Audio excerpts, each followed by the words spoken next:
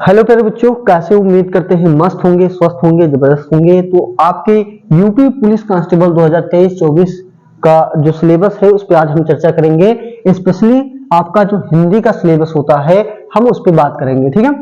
तो आप ये समझिए कि जो हिंदी का आपका यूपी पुलिस कांस्टेबल में जो क्वेश्चंस आते हैं वो कितने क्वेश्चंस आते हैं? आपके 37 क्वेश्चन आते हैं और हर एक क्वेश्चन कितने मार्क्स का है बच्चा? 2 मार्क्स का है। इसका मतलब 74 मार्क्स आपके क्या है? एक बड़ा सेगमेंट है, 74 मार्क्स है। और सबसे इजी सेगमेंट की अगर बात करें तो आपका हिंदी का सिलेबस है पुलिस का, ठीक है। आपके सामने ये चीजें लिखी हुई हैं, एक एक करके बताएंगे कि कौन सा सेगमेंट बहुत ही इंपॉर्टेंट है। प्रीवियस ईयर पेपर में जो 49,000 हुई, 42,000 हुई वैकेंसी, उसमें पूछा गया सवाल। और एक सबसे बड़ी खुशखबरी की बात यह है कि गवर्नमेंट ने क्या करा है कि 3 साल की छूट प्रोवाइड करे हैं। तो बहुत सारे ऐसे विद्यार्थी छात्र थे जिनका एज नहीं था, तो उनको एक बड़ी राहत मिली है, तो वो लोग भी अप्लाई कर पाएंगे। तो नंबर ऑफ कैंडिडेट की अगर बात करें, वैकेंसी की जितनी भी है उसके अकॉर्डिंग आप ये मान के चलिएगा कि फॉर्म अप्लाई इस बार ज्यादा होने की संभावना है। तो कंपटीशन कहीं ना कहीं एज के बढ़ने से बढ़ा है, ये मान के चलिए। तो आपकी तैयारी बहुत ही बेहतर ढंग से हो पाए, ठीक है। और वैकेंसी कितनी है आप लोग जानते हो कि 60,244 पोस्ट है, एक ऐतिहासिक पोस्ट है और इसमें आप अपनी एक सीट पक्की कर सकते हो। तो आइए बात करेंगे। हिंदी का सिलेबस है, बहुत ही इजी सा है। और कोई भी बच्चा अगर 2 महीने के बाद भी पेपर हो जाए, उम्मीद कयास तो यही है कि चुनाव से पहले ही आपका एग्जाम होने की संभावना रहेगी, ठीक है। तो 37 क्वेश्चन आते हैं और ये 37 74 मार्क्स का है। आप जानते हो कि 1/4 माइनस मार्किंग है, निगेटिव मार्किंग है आपकी, ठीक है। निगेटिव, ठीक है, निगेटिव मार्किंग भी है, ठीक है। निगेटिव मार्क्स मार्किंग भी करा जाएगा इसमें। कि इसका मतलब क्या है कि अगर आपके 4 सवाल गलत, 1 सही करा तो आपके मार्क्स क्या होंगे? 0 होंगे, कोई मार्क्स आपको नहीं मिलेगा, ठीक है। तो ये माइनस मार्किंग का शेड्यूल रखा गया है। बाकी चीजें मैंने आपको प्रीवियस वीडियो में बना दी है, तो आपको समझना है। देखो सिलेबस, हिंदी और अन्य भारतीय भाषाएं, इसका मतलब है कि हिंदी से पूछे जाएंगे प्रश्न अन्य भारतीय भाषाओं में। अब जब हिंदी का है तो आपके इसमें उर्दू के शब्द मिलेंगे, आपको फारसी के शब्द इसमें देखने को मिलेंगे, ठीक है। तो ये सब फारसी के शब्द, उर्दू के शब्द, संस्कृत के शब्दों को आपको पढ़ना होगा। तो ये सारे अन्य भारतीय जो भाषाएं हैं इनको भी, विदेशी भी है लेकिन ये चीजें हिंदी में कहीं ना कहीं समाहित है, तो इनके बारे में भी थोड़ा बहुत आपको आना चाहिए, ठीक है। हिंदी व्याकरण का मौलिक ज्ञान, ठीक है। और ये जितना भी है इस वाले टॉपिक पे ही आधारित है जो नीचे के टॉपिक लिखे गए हैं। हिंदी वर्णमाला, हिंदी वर्णमाला में आपके स्वर व्यंजन पढ़ना है, ठीक है। ये स्वर क्या होते हैं, व्यंजन क्या होते हैं, ठीक है। और जो भी इनके ऊष्म व्यंजन क्या है, महाप्राण क्या है, अल्प प्राण क्या है, ऊष्म व्यंजन क्या होते हैं, संयुक्त व्यंजन क्या होते हैं, बहुत सारा कुछ पढ़ना है। तो ये मान के चलिए कि यहां से क्वेश्चन तो आते ही आते हैं और लगभग 2 क्वेश्चन आपके यहां से पूछे जाते हैं। कितने क्वेश्चन? लगभग 2 क्वेश्चन पूछे जाते हैं। ढंग से तैयार करिएगा। तद्भव तत्सम, तत्सम का मतलब होता है संस्कृत के शब्द जो है ऐसे ही हिंदी में आ गए, ऐसे ही हिंदी में रख लिया गया तो आपके तत्सम है। और जो उनका रूपांतरण हो गया और फिर हिंदी में आया तो वो आपके क्या है? तद्भव है। जैसे हमने कहा अग्नि, क्या कहा? अग्नि। और अग्नि का क्या होता है सर? आग होता है। तो अब आग का प्रयोग हिंदी में करा जा रहा है तो ये आपका क्या है? तद्भव हो गया। और अग्नि आपका संस्कृत का शब्द है तो ये आपका क्या हो गया? तत्सम हो गया। तो ये चीजें पूरा विस्तार से हर एक बात को समझेंगे और इस बार एक पोस्ट अपने नाम कर लेना है, ठीक है। पर्यायवाची शब्द, पर्यायवाची शब्द का मतलब है कि उसी वैसा ही अर्थ कोई देने वाला अन्य शब्द जो होगा वो पर्यायवाची शब्द होता है। जैसे पृथ्वी का तो भूधरा, वसुंधरा, ये सारे। तो ये देखो, ये तैयार करने का तरीका ये है कि आपके पास बुक्स होनी चाहिए, ठीक है। बहुत से ऐसे बच्चे हैं जिनको पहले से ही बहुत सारी चीजें, ये जो सिलेबस लिखा है, आपने पढ़ा है, हाई स्कूल में पढ़ा है हिंदी में, आपने इंटर में पढ़ा है, आपने 9th में पढ़ा है, तो वहां से क्वेश्चंस आपके पूछे जाएंगे। हिंदी की अगर किताबें हैं हाई स्कूल इंटर की तो आप उसको भी रखिएगा, ठीक है, वहां से भी आपको बेनिफिट होगा, ठीक है। तो पर्यायवाची कैसे पढ़े? अब मामला है कि पर्यायवाची का हम अध्ययन करें तो कैसे करें? तो इसके लिए भैया, इसके लिए क्या है कि आपके पास बुक हो, और जो पर्यायवाची आपको पहले से ही पता है, हमने बुक बताई थी कि हिंदी की बुक आप कौन सी ले सकते हो, हिंदी की बुक, ठीक है। हिंदी की बुक के लिए हमने कहा था कि हरदेव वाहरी जी की बुक ले लीजिए, एक हरदेव वाहरी जी की एक किताब ले लीजिए, और एक नालंदा प्रकाशन की आती है। तो इन दोनों में आपके व्याकरण क्या है, पूरा पूरा व्याकरण कवर हो जाएगा, और आराम से आप 37/37 कवर कर सकते हैं, ठीक है। तो पर्यायवाची तैयार करना कैसे है? आपने बुक्स खरीदा, बुक्स खरीदने के बाद में आप पर्यायवाची चैप्टर पे जाएंगे, फिर ये देखेंगे कि जो आपको आता है उसको आपको छोड़ देना, जो नहीं आता उस पर हाइलाइटर लगा लेना है कि हमको बार बार इसको क्या करना है, रीडिंग करना है, बार बार रीडिंग कर लीजिएगा, आपको तैयार हो जाएगा, ठीक है, समझ करके। ऐसे ही आपको क्या करना है, अपोजिट वर्ड है, ये आपका सिनोनिम्स हो गया, आपका अपोजिट वर्ड हो गया, विलोम शब्द हो गया, ऐसे आप विलोम में कर लीजिए। ऐसे ही किस में कर लेंगे, अनेकार्थक, ठीक है, शब्द, मतलब कि जो अर्थ आपके होंगे, एक शब्द है उसके अनेक अर्थ हैं, तो वो उसको किस किस शब्दों में लिखा जाता है, ये चीज आपको समझना होगा।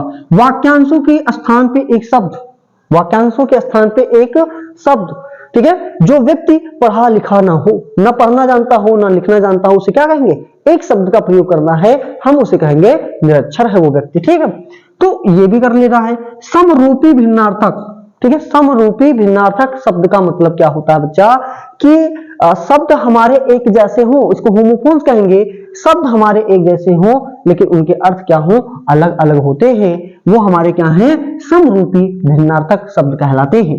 शुद्ध अशुद्ध, शुद्ध अशुद्ध वाक्यों को शुद्ध करना। अब इसमें व्याकरण का मौलिक ज्ञान जिन बच्चों को होगा वही इन प्रश्नों को कर पाएंगे। वाक्य आपका दिया रहेगा, ठीक है, जैसे मैं देता हूं आपको कि राम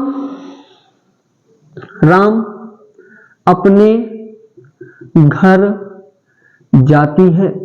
अब इसमें कह देगा कि भैया कौन सा शब्द ऐसा है, 4 विकल्प देगा, इसको तोड़ करके कहेगा कि कौन सा आपका गलत है, ऐसे पूछ सकता है। या इसी का क्या है, 3 गलत देगा, एक ऑप्शन ऐसा होगा जो शुद्ध होगा। अब यहाँ पे देखो पुल्लिंग, लिंग जब आप पढ़ोगे तो लिंग के आधार पे ही हम उनकी क्रिया का निर्धारण करते हैं। तो यहाँ पे क्या है, राम पुरुष है, पुल्लिंग है, राम क्या है, पुरुष है, पुरुष का मतलब पुल्लिंग है, और पुल्लिंग अगर है, ये पुल्लिंग है तो आप जानते हो कि जाति नहीं लिखा जाएगा, ये तो हम स्त्रीलिंग के साथ में लगाते हैं, जाता होगा तब जाके सही है। तो ये चीजें आपको थोड़ा सा बेहतर ढंग से पढ़ लेने की जरूरत है, ठीक है। तो आपका ये हो गया। इसके बाद में देखिए लिंग, जेंडर के बारे में आपको पढ़ना ही है कि जेंडर, लिंग आपके क्या है, लिंग क्या होते हैं, जिस भी शब्द से किसी के पुरुष का किसी के स्त्री का बोध हो या दोनों का बोध हो तो हम उसे लिंग कहेंगे। वचन में नंबर्स पढ़ना है, एक वचन, द्विवचन, बहुवचन जो होते हैं। कारक चिन्हों के बारे में पढ़ना है, कर्ता ने कर्म को करण से, ये आपको कारक चिन्हों के बारे में यहाँ से सवाल पूछे जाते हैं बच्चा, इस सब से सवाल आपके आएंगे। सर्वनाम प्रोनाउंस के बारे में पढ़ना है, कितने प्रकार होते हैं, कहाँ कहाँ इनका इंप्लीमेंट होता है, कैसे होता है। और सबसे इंपॉर्टेंट वाला आपका ये है, इससे कम से कम 3 क्वेश्चन, इससे आपके 1 क्वेश्चन, इससे आपके 1 क्वेश्चन, वचन से कभी कभी एक और पूछ लेता है, वचन आपका वचन से 1 आएगा, लिंग से आपका 1 क्वेश्चन, इससे कभी कभी 2 क्वेश्चन आ जाते हैं, समरूपी भिन्नार्थक 1 क्वेश्चन, इसके स्थान पे 1 क्वेश्चन, अनेकार्थी का 1 क्वेश्चन, इसका भी 1 क्वेश्चन, इसका भी 1 क्वेश्चन। आप देख लीजिए टोटल आपके 31 चैप्टर हैं, 31 चैप्टर में से